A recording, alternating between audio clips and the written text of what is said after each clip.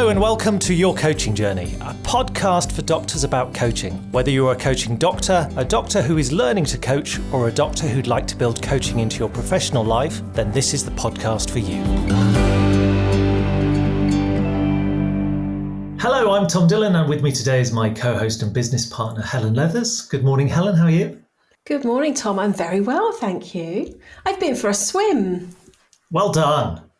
Get It's me. very virtuous this early in the morning. And you're back looking wonderful, hair blow dried and everything. Thank you. Excellent. So I'm very excited this morning to have with us today Liz Donovan. Good morning, Liz. Morning. How are you? I haven't been for a swim. I'm feeling good, thank you very much, but have not done any exercise. No, very wise, very wise. You're in good company. So I'm going to do a little bit of an introduction for you, Liz. So Liz runs the Doctors Development Unit at University Hospital Southampton, a coaching service for consultants and other permanent medical staff. Before this, Liz trained as a paediatrician and neonatologist in Wessex and completed a master's in medical education during her training. She was a consultant in Portsmouth and head of school for paediatrics in the Wessex Deanery before moving to be director of medical education in Southampton in 2011. She retired in 2019, but has actually returned to set up the Doctors Development Unit coaching service and is still running that now. So welcome, Liz. It's great to have you with us. It's been a while. We saw you back in April at our Doctors Coaching Conference, where you talked about the wonderful work that's going on within that Doctors Development Unit. And we'll come on to talk about that shortly. But I'm really interested to know how you became involved in coaching and what inspires you to include coaching into your professional life. So thanks, Tom and Helen, for inviting me. It's lovely to come along and natter about coaching because that's something I like to do. I suppose, like a lot of people, I came to coaching through the desire I had to make some changes about the way I was working. And so having kind of reached a point where I was sick of being up all night every sixth night as a consultant neonatologist, I was pretty clear with myself that I needed to reorganise my working life. And so I sought some career coaching, and I was blown away by the process, which felt kind of self-indulgent, I thought, in some ways, but I really enjoyed the process and the power of setting some goals that guided every decision that I made in the time following the coaching, with the desired outcome being achieved in actually a relatively short space of time, because I'd very clearly put those goals front and centre of what I chose to do. That when I then moved, then this was prior to moving to Southampton and giving up being a neonatologist actually, I sought out the opportunity to train to be a coach. And I did do that fairly soon after that move. However, whilst I did the training and I started including coaching in what I was doing, I have to put my hands up and say I didn't do the essays. Until I did your course, I hadn't actually completed a whole course.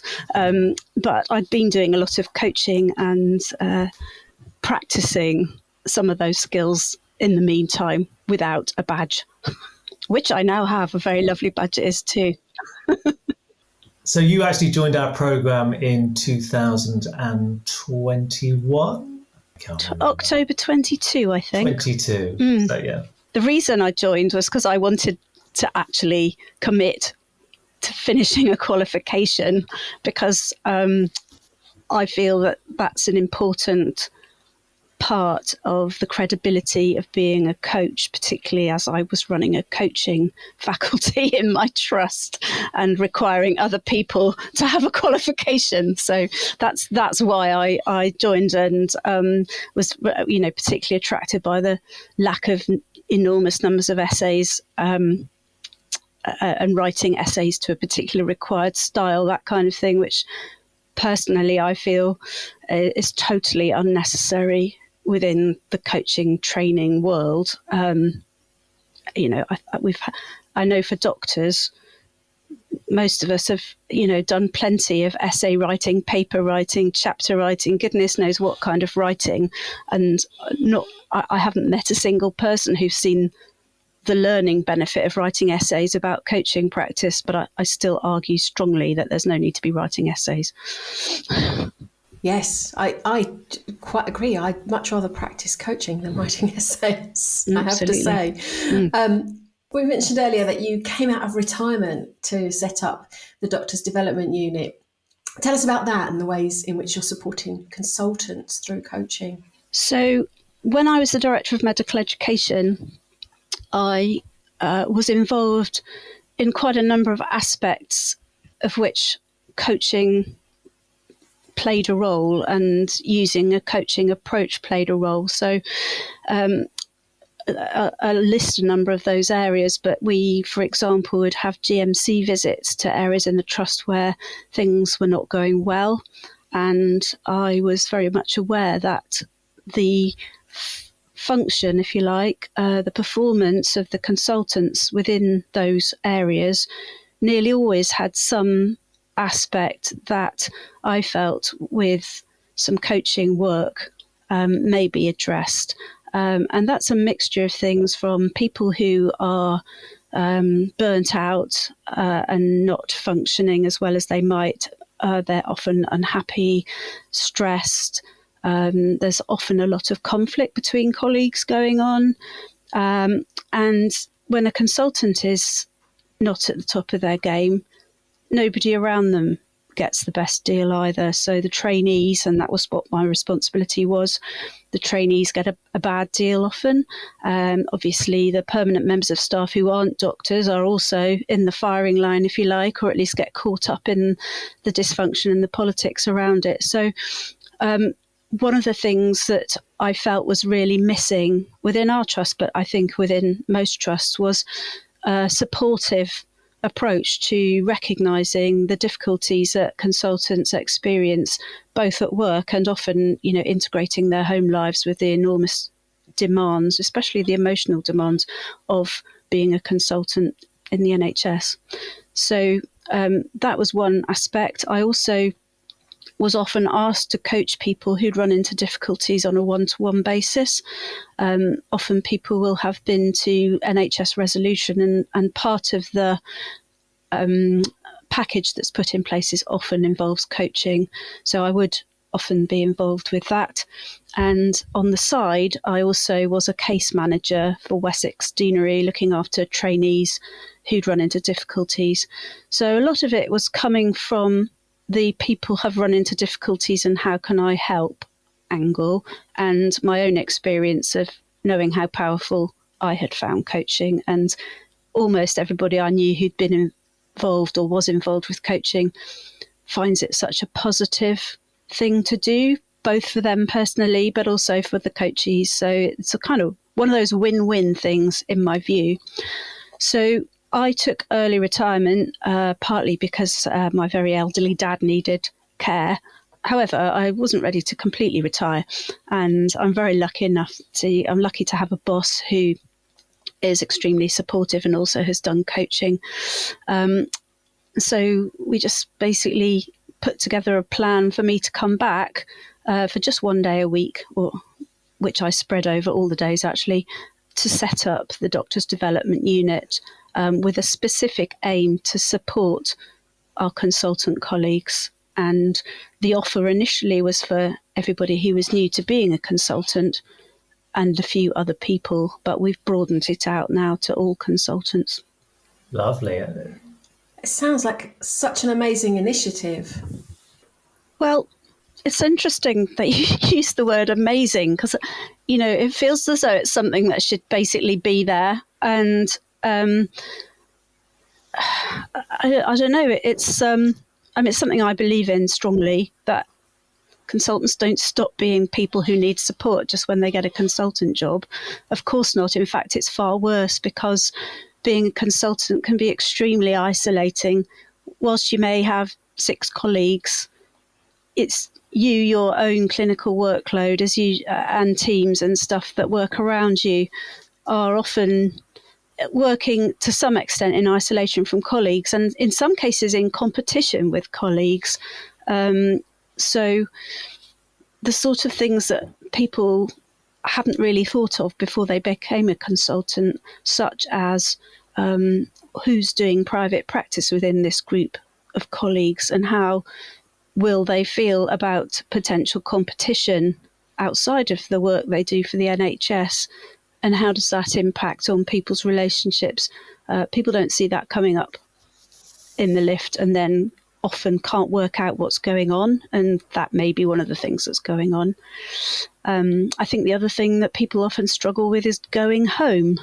So when you're working in an acute hospital specialty as a registrar, you're nearly always resident when you're working, and you've got to go home at some point if you're the consultant, because there's no bed for you and there's no actual requirement for you to be there unless there's something going on.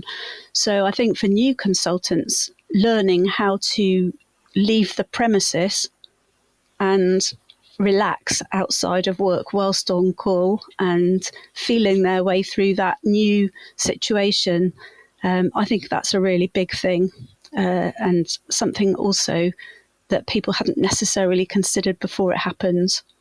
And so I suppose the other sorts of things, we have a lot of consultants who are taking up leadership roles within the trust, and they had realised they needed help and turned to coaching often a couple of years into it, and found it brilliant, and wished they'd had it as they went into it. So there's a very definite offer that if you are taking up a new leadership role, that you start having some coaching and have a coach see you through that transition.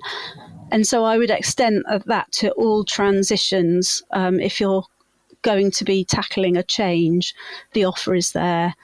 Why not come and have some coaching, have a bit of headspace, have somebody to talk it through with? And that, I think that's happening more and more. I think people are really beginning to cotton on to that.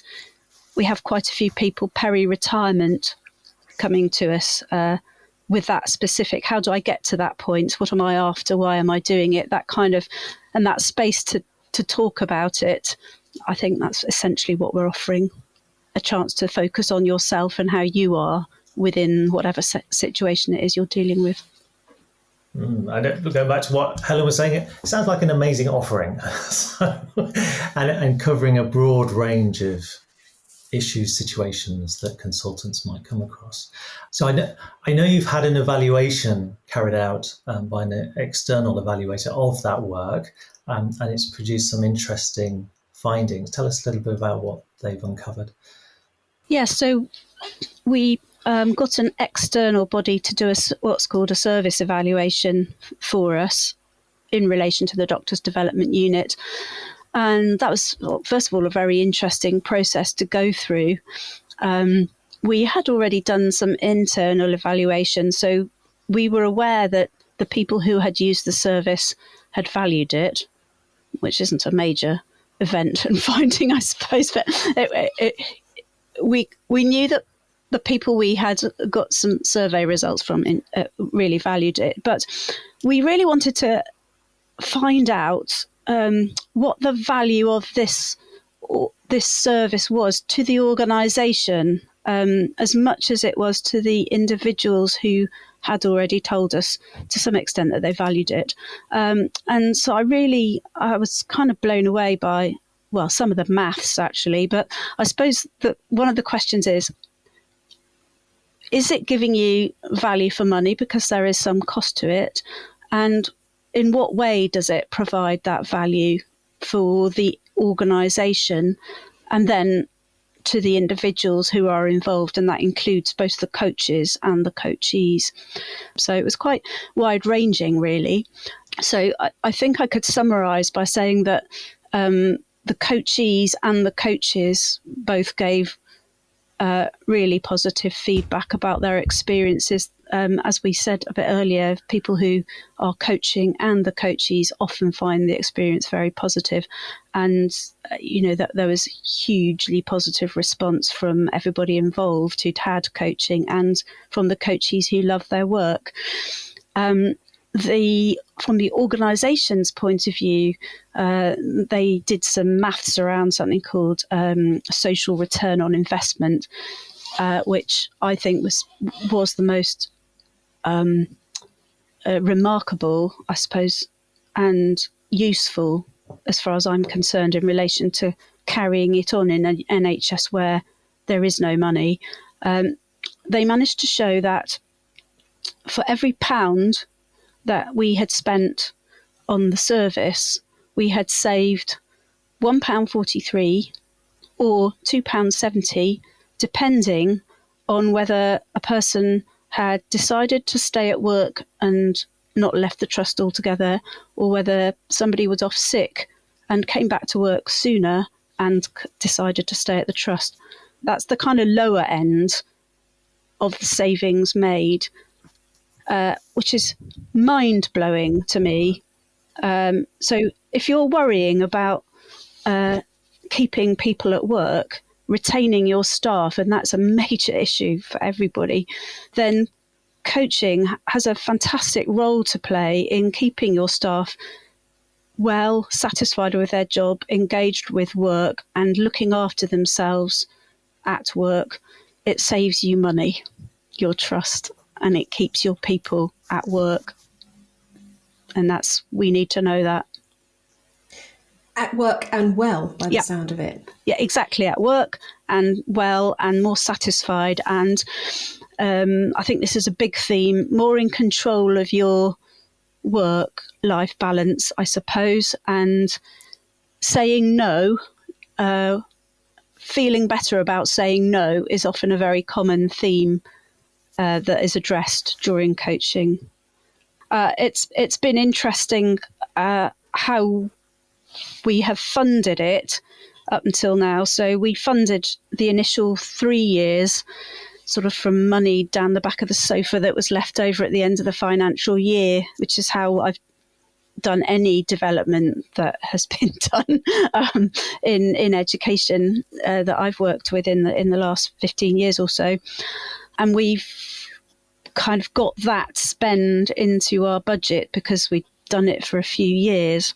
But we're moving over to a different model, which I think is going to make this sustainable, which is if people are wanting to coach, and we will want people to coach, that their coaching hours are included in their job plan, and they make an offer. Well, we ask them to make an offer of a certain number of hours per year, and then we'll try and ensure that they get that number of hours a year. And in addition, we will provide CPD for them. We'll provide peer support and peer supervision for them. And we will make sure that they are kept up or given the opportunity to keep their coaching skills up and keep them involved in our coaching faculty. So I suppose what I'm saying is we're trying to keep coaching within house because we've got a lot of coaches now. And that's where we're going at the moment. In fact, we're just merging the doctor's development unit with what has been the non-medical coaching offer, so that it is all being based on the doctor's development unit model because of the evaluation that we had and the positive outcome from that. So now it will just be a UHS coaching service, and the DDU, the doctor's development unit, will be an arm of it or a wing of it. Probably a wing. Excellent. It sounds like a well-oiled machine, Liz. And it sounds like you've done a great job of getting that up and running and getting it to the place that it is. I know it's taken a lot of time and effort to do that. I think that is one of the benefits of being, mostly retired and not having loads of other distractions. I feel very strongly about it, so I'm motivated to do it. Excellent. Well, let's hear a little bit more about your own coaching. How would you describe your approach to coaching? I think flexible. It's definitely, I definitely have a person-centered approach to coaching. And I suppose by that, I want, I start off by finding out what somebody wants from coaching. I'm often, because I'm leading the service, I'm often in the first person that somebody wanting coaching is in contact with. Sometimes I will meet with them. And that's a separate group really to people that select to have me as their coach. And it's been an interesting journey for me, actually, because I would say when we started, I picked up a lot of very distressed people in the moment. However, of over the last year, or maybe 18 months, I've picked up more people who are interested in the coaching. And so I've been, I personally have really enjoyed working with people who are there because they want to make some kind of change, and helping people through making that change, making some decisions about where they're going. I guess in the same way that coaching helped me when I was in that position. I've been really enjoying that, and increasingly using some of the tools that I picked up through the course that I did with you, and also, stuff that I've thought about and heard about whilst at your conferences, which has also been a superb source of inspiration. So I would say flexible, person-centered are my main approaches. Every now and then a little bit of solution-focused stuff, but usually not so much that. So you mentioned the occasional tool that you'd picked up along the way. What would you say, Liz, is your favourite of those tools at the moment? My favourite, I'm really enjoying the strengths and values cards. I'm enjoying using them with my coachees, and they appear to enjoy them as well. So those always quite fun, and I think quite hard work for the person who's being coached, and yet that kind of narrowing down exercise to dig down to the real them. I find a lot of people actually struggle with that, but we get there. So I've been enjoying using those, and I'm also quite keen on the River of Life as an introductory tool. And again, I hadn't been using that so much, but for the people who are looking to make changes, I think, and really engage in being coached, as opposed to, for that I mean making a change in their life, their work, their approach to life and work. I think those are really valuable. So I guess those are the things that I use regularly, of course, on top of playback and summary, which is fantastic. That always goes a long way in any setting, doesn't it? It does, and it's amazing how many coaches let go of that after their training. They just ask another question and forget about the playing back of something that has been said by the coachees. So well done. I would regard that as absolutely key to every session. I use it in every session, and I think you're right, Tom. I think I had lost track of that before I came and redid my coaching training, as it were, with you guys. And I really make sure before, when I get my brain in gear before I do some coaching, I make sure I have written that down on a notepad, playback, summarise. And the other one, what do you want to get out of this session? Yes. So that's a question you'd ask at the beginning. So just thinking about questions within coaching, what would you say is your favourite coaching question to ask? You're going to hate this, Tom, because it's a closed question, and I haven't bothered to rethink it. I'm not going to allow it. I'm not going to accept it. Okay, so the closed question is, have you done the maths? So the question is, what could you afford to drop? How much is it worth to you to make these changes? And those other questions relating to the actual financial buy-in to making a change and where they're sitting with that. So I do say, have you done the maths? But I follow it up with what are you prepared to earn? What can you afford to earn? Because making a change often does involve a loss of income. I think because I'm an older person, the older consultants often come to me, and so they are often thinking about retiring, semi-retiring, making some changes to the way they work, which involves considering early retirement, dropping some sessions. So have you done the maths comes up a lot. Yeah. Sorry, Tom. I'm so sorry. I think what maths have you done would be a lovely open question for you to ask later. Yeah, that's a better question. Yeah, absolutely. You're quite right. Nice. Oh, what does the maths look like? I know there's so many other ways of putting it. Yes. And I've heard myself say it and think, no. But yeah, it's a latch lifter really to how much thought has been given to what space you've got, what space you've got financially to make some changes, I suppose. And actually, I'm often somewhat surprised that people haven't done the maths. So that's often their first thing is, maybe go away and do the maths, and then we can look at where you're at with that. Liz, you've said that you are back after early retirement to working 1 day a week. So the rest of the time, what are your hobbies and interests? Well, what I love to do most is to sail.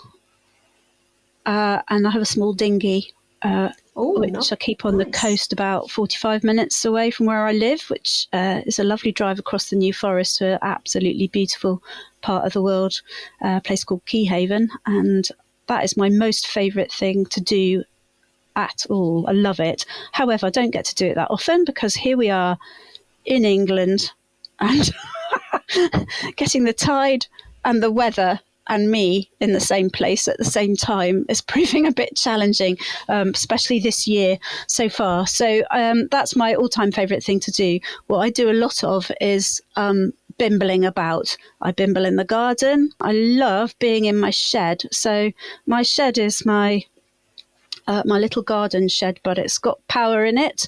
And so I've got a lot of wood there, and I like kind of making things, coming up with cunning ways to sort out problems. If I look back over my career, I think I've brought what is probably my creativity into the solution finding that I've done along the way, thinking, how could we do that? How would that work best? And I get a real buzz from a creative solution to a problem. Yeah, absolutely. Excellent. One final question for you, Liz. What would you say to any doctors who are thinking of adding coaching into their professional life? Well, there's no question that doing a coaching course is a wonderful self-awareness and self-development process. And even if that's the only reason for doing it, I think it's brilliant. And in terms of enhancing your ability to have good conversations, to listen well, and to give other people space that you don't instantly fill with your own solutions, which I think is what many doctors find is the most challenging thing about coaching, and the most ongoing difficult thing that they experience. I think there's two things really, Tom, is do you want to make coaching a business and a significant part of your income, or do you want to do coaching at work, maybe some actual coaching sessions, or maybe bringing coaching into your day-to-day clinical work, which is another aspect of it, which I haven't got so much experience, I suppose. But I think is an important thing, and people often find that they're using those coaching skills with their patients.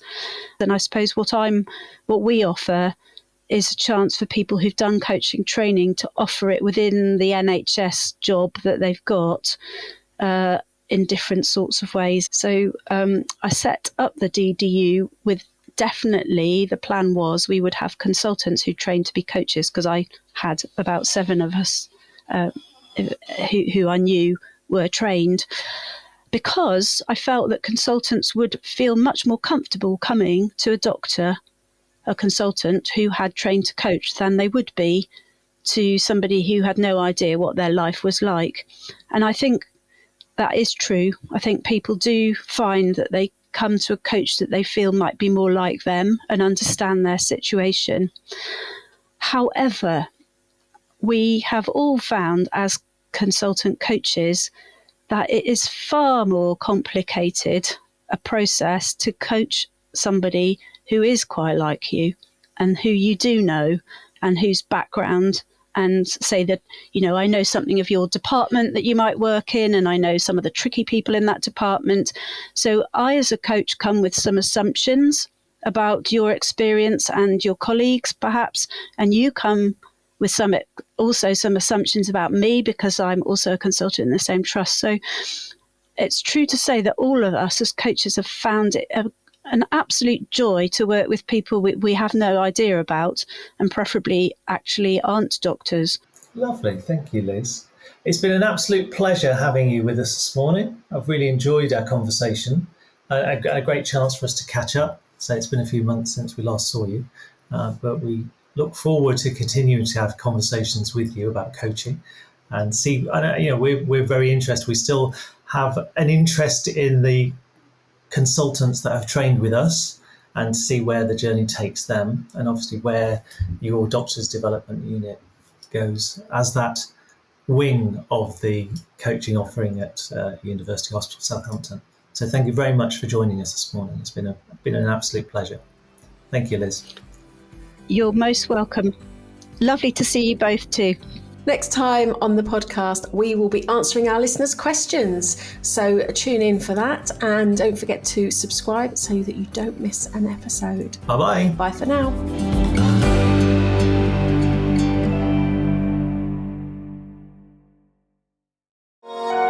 This has been a Monkey Pants Productions podcast.